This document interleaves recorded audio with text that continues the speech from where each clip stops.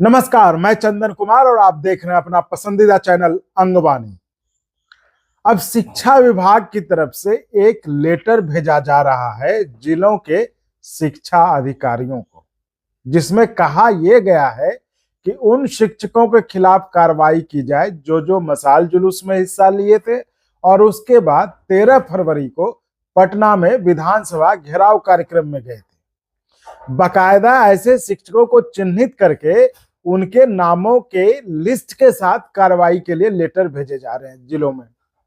और ये लेटर किस बात के लिए भेजे जा रहे हैं? क्या अपने अधिकारों के लिए आवाज उठाना, शांतिपूर्ण धरना प्रदर्शन करना गुनाह है? देश में राजतंत्र थोड़ी ना है कि कोई कुछ नहीं बोलेगा। लोकतंत्र है जहां जनता ही सर्वोपरि है और अपनी जायज मांग के लिए शांतिपूर्ण धरना प्रदर्शन की इजाजत भी है। लेकिन बताइए, शांतिपूर्ण धरना प्रदर्शन पर लाठीचार्ज। जिस तरह से 13 फरवरी को शिक्षकों को पटना में विधानसभा घेराव कार्यक्रम में भाग लेने आने से रोकने के लिए शिक्षा विभाग के तमाम तरह के विशेष इंतजाम के बावजूद शिक्षकों का महाजुटान पटना में हुआ, उससे तो यही लगता है कि अब शिक्षक नहीं रुकने वाले हैं। वो अपनी मांग मनवा के रहेंगे, चाहे जो हो जाए। शिक्षा विभाग जिलाधिकारियों को लेटर लिखना है, लिखते रहे। किसी को शिक्षा विभाग के लेटर का कोई फर्क नहीं पड़ने वाला। अगर फर्क पड़ता तो पटना में महाजुटान होता ही नहीं। चलिए, शिक्षक साथियों का तो साफ हो गया कि अब वो आर पार की मुद्रा में है और अब फैसला वो करवा कर ही मानेंगे। लेकिन जिस तरह से शिक्षकों पर लाठी चार्ज हुआ पटना में बीजेपी ऑफिस के बाहर, वो तो बेहद ही निंदनीय और शर्मनाक है।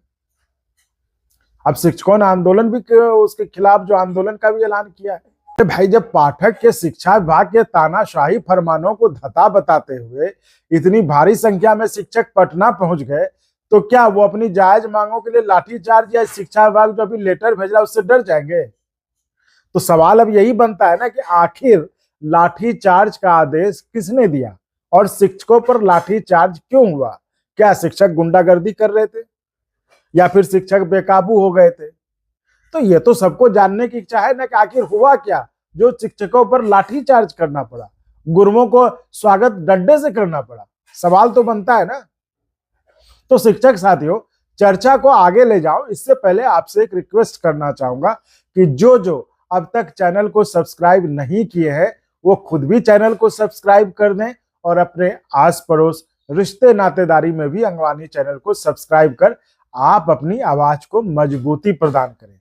देखिए, जिस तरह का माहौल है शिक्षा विभाग में, उस हालत में अंगवाणी ही इकलौता चैनल है जो शिक्षकों के पक्ष में खड़ा है और रोज आपकी आवाज बनकर आपकी समस्याओं को अंजाम तक पहुंचाने की जिम्मेदारी निभाता है, वो भी बिना डरे, बिना झुके, बिना झिझके और बिना किसी चीज की परवाह किए। और जो माहौल है आपको तो पता ही है कि उसमें हो तो कभी भी कुछ भी सकता है। तो आपका भी फर्ज बनता है कि जो आपके लिए आवाज उठा रहा है उस चैनल को सब्सक्राइब कर अपना सहयोग और समर्थन देते रहें, ताकि वो भविष्य में भी आपके मुद्दे और आपकी समस्या को दमखम के साथ उठाते रहें। अब तक तो वैसे भी आपको अंदाजा लग ही गया होगा कि जिस तरह से अंगवाणी आपकी समस्या, आपके मुद्दे को आवाज देता है, उस तरह से तो खुलकर कोई भी आपकी बात नहीं करता है।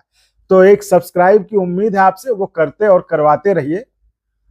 बाकी हम आपके लिए आवाज यूं ही उठाते रहेंगे। जी, तो बात हो रही थी क्या स्थिति हो गई है शिक्षक साथियों की। अब शिक्षा विभाग को कौन समझाए कि अब यह बात साफ हो गई है कि शिक्षक साथी अब पीछे हटने वाले नहीं है। अब अगर कोई पीछे हटेगा भी तो वो शिक्षा विभाग ही होगा। बैक गियर लेने से तो शिक्षक रहे। अब ये भी गौर फरमाने वाली ही बात है कि शिक्षकों पर लाठीचार्ज भी हुआ तो कहां हुआ? शिक्षकों पर लाठीचार्ज उस पार्टी के दफ्तर के बाहर हुआ जो विपक्ष में रहते हुए दिन रात शिक्षक के आंदोलन का समर्थन करते थे। शिक्षकों के समर्थन में यहां तक कहते थे कि सक्षमता परीक्षा तो शिक्षकों का अपमान है और तमाम नियोजित शिक्षकों को राज्यकर्मी का दर्जा बिना किसी परीक्षा के देना चाहिए। और अब देखिए, उसी पार्टी के सत्ता में भागीदार बनते ही उनके नेता तो चुप्पी मारी गए और अब पार्टी दफ्तर के बाहर लाठीचार्ज भी हो गया। मिलने ही तो गए थे, मिल लेते दोनों उप मुख्यमंत्री में से कोई एक, शिक्षकों से तो क्या खराब हो जाता। उल्टे जिस तरह का माहौल है उसमें तो शिक्षकों को अच्छा ही लगता, भले आप कुछ करें ना करें, कम से कम आपने शिक्षकों की बात तो सुनी। लेकिन क्या हुआ वो तो सबके सामने है। पगड़ी वाले उप मुख्यमंत्री साहब शायद मतलब उनको भूलना नहीं चाहिए कि जनता अगर पगड़ी बांधती है तो पगड़ी उतार भी देती है। इसलिए इस बात को भूलना नहीं चाहिए कभी। कहीं से मतलब फिर से आपको सड़क पर न ला दें ये आंदोलनकारी शिक्षक। तब ऐसे हालात में तभी कुछ दिन पहले मशाल जुलूस में शामिल एक शिक्षक का बयान काफी आपको स्पष्ट करने के लिए कि अपनी मांगों को मनवाने में किसी भी परिस्थिति का मुकाबला करने के लिए तैयार हैं शिक्षक। तो आइए आपको सुनवाते हैं वो वीडियो जिसमें शिक्षक साफ साफ कह रहे हैं कि अगर पाठक जनरल डायर है तो शिक्षक भगत सिंह है। सुनिए, वायरल वीडियो है लेकिन मैं आपको सिर्फ आवाज सुनवा रहा हूं क्योंकि मैं नहीं चाहता कि जिस तरह से आंदोलनकारी शिक्षकों को चिन्हित कर कार्रवाई की जा रही है, तो मैं नहीं चाहता कि कोई दिक्कत उन शिक्षक महोदय को हो, इसलिए चेहरा नहीं दिखा रहा हूं, सिर्फ आवाज सुनिए। माननीय मुख्यमंत्री जी, बिहार के नियोजित शिक्षक बिना शर्त राज्यकर्मी का दर्जा की मांग को लेकर के हाथ से दो हाथ करने का मन बना चुके हैं। शिक्षा विभाग के अपर मुख्य सचिव माननीय के पाठक के द्वारा लगातार शिक्षकों को शोषण करने का काम किया जा रहा है। बिहार के शिक्षक किसी चीज से डरने वाले नहीं है। हजारों शिक्षक पे अगर उनको कार्रवाई करनी है, वो अगर जनरल डायर की भूमिका में आना चाहते हैं तो हम भगत सिंह की भूमिका में आने के लिए तैयार हैं। तो सुना आपने, सोचिए मतलब किस कदर परेशान हो गए वो शिक्षक। आप अंदाजा लगाइए, एकदम लिमिट क्रॉस कर दिया होगा शिक्षा विभाग ने, तभी तो शिक्षक इस कदर नाराज होकर सड़कों पर है।